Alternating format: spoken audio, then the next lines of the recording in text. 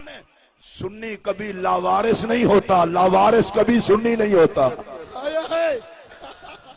بے شک بے شک، جو لاوارث ہو وہ سنی نہیں ہوتا، جو سنی ہو وہ لاوارث نہیں ہوتا۔ اس لیے سنیوں کے آخر پہ کسی کے ساتھ قادری لگا ہے، کسی کے ساتھ چشتی لگا ہے، کسی کے ساتھ سہروردی لگا ہے، کسی کے ساتھ نقشبندی لگا ہے۔ ہم زمانے کو بتا دیتے ہیں ہم لاوارث نہیں۔ اے جڑا جڑا لاوارث نہیں ہاتھ چوک کے بولے، ہم لاوارث نہیں، ہم لاوارث نہیں۔ کوئی بندہ پوچھے ہم لاوارث نہیں، سنو، کوئی بندہ پوچھے اس کی دلیل بتا، میں نے کہا ہندل ولی وارث، داتا علی وارث، غوث علی وارث، مولا علی وارث، پیارے نبی وارث۔ واہ واہ واہ، جڑیاں دے کے لوگوں کو گمراہ کرتے ہو، یہ تبلیغ ہوتی ہے؟ سنے میرا جملہ سنے، قبر گندی ہوگی، یار گندہ ہوگا، پولیس رات پہ کیا ہو گئے ہو؟ میں نے کہا قبر گندی ہو تیری، تیرے وارث کوئی نہیں، ہمارے تو وارث ہیں۔ اگر آپ کو سمجھ آئے تو ضرور بولیں، اگر نہ آئے سمجھ تو بالکل نہ بولیں۔ سنی لاوارث نہیں ہوتا۔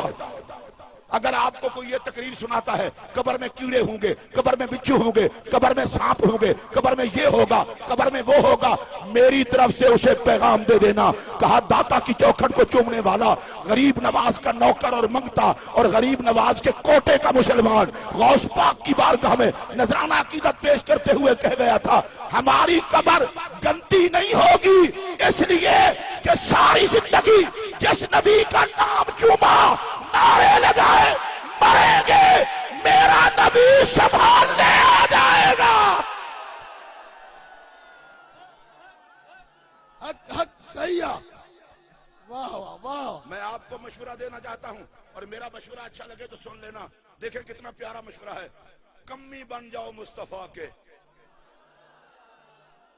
یا اللہ جن کی زبان ہے ان کو بولنے کی توفیق دے۔ کمی بن جاؤ مدینے کے تاجدار کے، کمی بن جاؤ مصطفیٰ کے، اے غوث پاک کے فقیروں، کمی بن جاؤ مصطفیٰ کے۔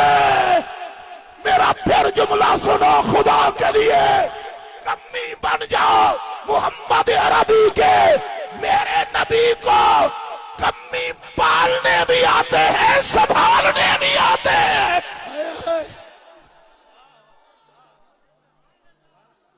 ہم تو لاوارث نہیں ہیں، ہم تو لاوارث نہیں ہیں۔ حضرت میں آپ کی زیارت کر کے جملہ کہنا چاہتا ہوں، ہم جیسا کوئی مرے قبر میں حضور آئے، ہم بغیرت تو نہیں کہ اپنے آپ کو لاوارث سمجھیں۔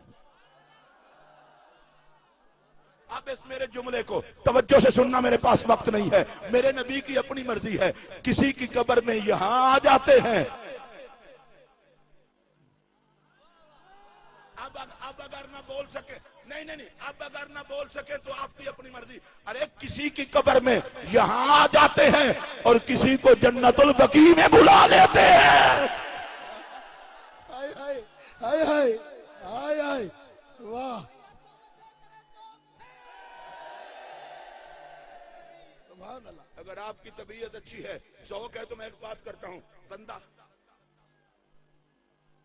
ویسے میں یا رسول اللہ، حق چاہ رہا،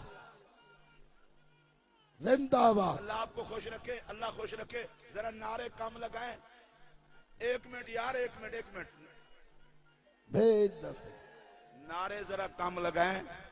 میں تو مفکر اسلام، مفسر قرآن، قائد اہل سنت علامہ پیر سید ریاض شاہ صاحب کی بلا کی ڈیوٹی نبھانے بھی آیا ہوں، سبحان اللہ۔ اور مزار غزالی زمان امیر اہل سنت حضرت علامہ پروفیسر سید مظہر سید شاہ صاحب قاضوی، اور میں نے خطیب داتا دربار کے ساتھ پھر لاہور کی طرف سفر کرنا ہے۔ میں جو جملہ کہہ رہا ہوں اس جملے کا مزہ نہ ہے واپس کر دینا۔ حضور فرماتے ہیں میں اتنے گناہگار بخشواؤں گا، اتنے گناہگار بخشواؤں گا، زمین پر کھڑے ہوئے درخت اور پڑے ہوئے ڈھیلوں کی تعداد کم ہوگی، میرے بخشوائے ہوئے زیادہ ہوں گے۔ آئے، واہ واہ واہ، سبحان اللہ۔ یہ ویسے میں یہ مناسب ہی نہیں سمجھتا کہ پیر عاشق شاہ صاحب رحمت اللہ علیہ کا اجتماع ہو اور مدینہ پاک کی بات نہ ہو. آئے آئے آئے آئے. ذرا مجھے ذرا موقع دے, ذرا بات کر لینے دے. میرے پاک نبی علیہ السلام نے فرمایا من زارا قبری وجبت لہ شفاعتی, جس نے میری قبر انور کی زیارت کی اس کے لیے میری شفاعت واجب ہو گئی. ترجمہ ہو گیا. اب اس کو میں اپنے انداز میں سمجھانے لگا ہوں. اگر بھائی جی مزہ نہ آوے ہاتھ چک کے ایک بندہ ایمانداری نال کہہ دے میں ایتھے تقریر چھڑ دیاں گا. اگر مزہ آوے حضور صرف دعا چاہیے. حضور نے فرمایا جڑا میرے پاک روزے نو ویکھ لوے او میں مصطفیٰ دے کھاتے پہ گیا. تسی نبی پاک دے کھاتے ہو بولو. جڑا گل سنو اے جو سٹیج کے پیچھے بیٹھے ہیں ان کو بھی بولنا چاہیے. جو محمدی کھاتے کا ہے سارے بولیں. حضرت صاحب میں گزارش کرنے لگا ہوں حضور نے فرمایا جو میری قبر انور کی زیارت کرے وہ میرے کھاتے پڑ گیا. اب قبلہ کھاتے کی وضاحت کر دوں. حضور شفاعت اس کی کریں گے جو مومن ہو کر مرے گا. اب اس کا پتہ ہے مطلب کیا ہے؟ فرمایا جس نے میرے گنبد کو دیکھا بے ایمان ہو کے مرنے نہیں دوں گا, جہنم میں جلنے نہیں دوں گا. اب جو میں اگلا جملہ کہہ رہا ہوں حضور والا, اگر اس جملے پر آپ کو توجہ ہوگی تو مجھے بھی مزہ آئے گا, آپ کو مزہ آئے گا. میرا سوال یہ ہے جو گنبد خضرا کو باہر سے دیکھے وہ تو جنتی ہے, اور جو ساری زندگی نبی کا چہرہ دیکھے پھر محمد کے پہلو میں لیٹے. سبحان اللہ. واہ واہ. اگر آپ حضرات تک میری آواز پہنچی ہو تو میں نے صدیق اکبر کی بات کی ہے جو ساری زندگی نبی کا چہرہ دیکھے پھر مصطفیٰ کے پہلو میں لیٹے. اور میرا اگلا جملہ سنیے. غار ثور میں میرے نبی پر صدیق اکبر نے پہرا دیا. میرے رسول کو یہ پہرا پسند آیا. فرمایا ابو بکر غار میں تو نے مجھ پہ پہرا دیا, مزار میں تجھ پہ پہرا دوں گا. واہ واہ واہ واہ. اور جو میں اگلا جملہ کہنے لگا ہوں, اگر یہ مجمع پورا ذوق نہ لے, میں بھائی جان نہ ڈائریکٹ خطیب ہوں نہ انٹرنیٹ خطیب ہوں, میں زہرا پاک کا کمی خطیب ہوں.